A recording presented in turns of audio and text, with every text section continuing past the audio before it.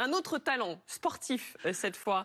Il a traversé la Manche à la nage pour financer un cabinet mobile et soigner les plus démunis. Julien Perchon est notre invité ce matin.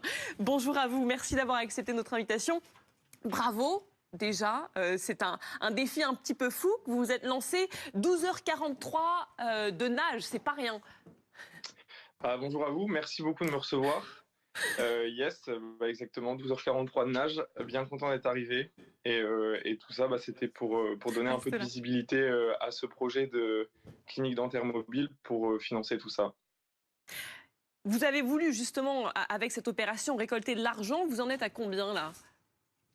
Aujourd'hui, j'ai récolté un peu plus de 27 000 euros pour que le projet puisse voir le jour. Et du coup, on est sur la bonne voie. Donc, c'est plutôt positif. Surtout que j'avais commencé la cagnotte avant la traversée et j'étais à peu près à 5 000 6 000 euros. Donc, c'était plutôt utile pour donner de la visibilité. Et vous avez besoin de combien? De 30 000, c'est ça? Oui, c'est ça, 30 000. Après, on a toujours besoin d'un peu plus. C'est vrai que j'avais fixé la cagnotte à la base à 30 000, dans le sens où je m'étais dit, je peux pas la mettre trop haute, sinon les gens ils vont pas oser financer, faire des petites participations à hauteur de 5 euros, Mm. parce que si c'est trop gros, ça va les effrayer. Mais c'est vrai que 30 000, c'est l'idéal. Après, 40 000 aussi, dans le sens où si on peut avoir du meilleur matériel et travailler dans de meilleures conditions, ça reste toujours un plus, quoi. On rappelle l'objectif de votre démarche, c'est de financer donc un camping-car que vous transformerez en cabinet dentiste mobile pour soigner, c'est ça, les plus démunis. C'est ça le but de cette opération? Ouais, exactement. Moi, en fait, j'habite à Boulogne-sur-Mer, sur la côte d'Opale, et il y a une grosse crise migratoire depuis maintenant 20-30 ans. Et donc, il y a beaucoup de personnes en situation de migration.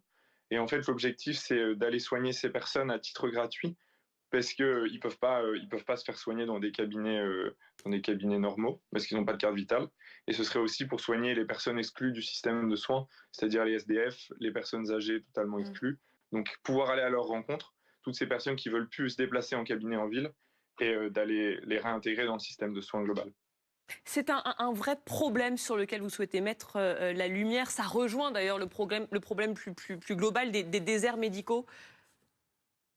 Oui, exactement. C'est sûr que dans le Nord-Pas-de-Calais, il y a beaucoup ce système des déserts médicaux, et même partout en France, je pense.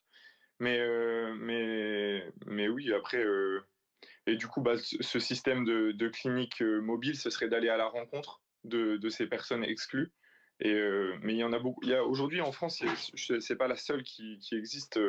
J'ai pas inventé le concept, quoi. Mm. Je me suis inspiré et du coup, ce serait bien qu'il y en ait aussi une dans le Nord-Pas-de-Calais.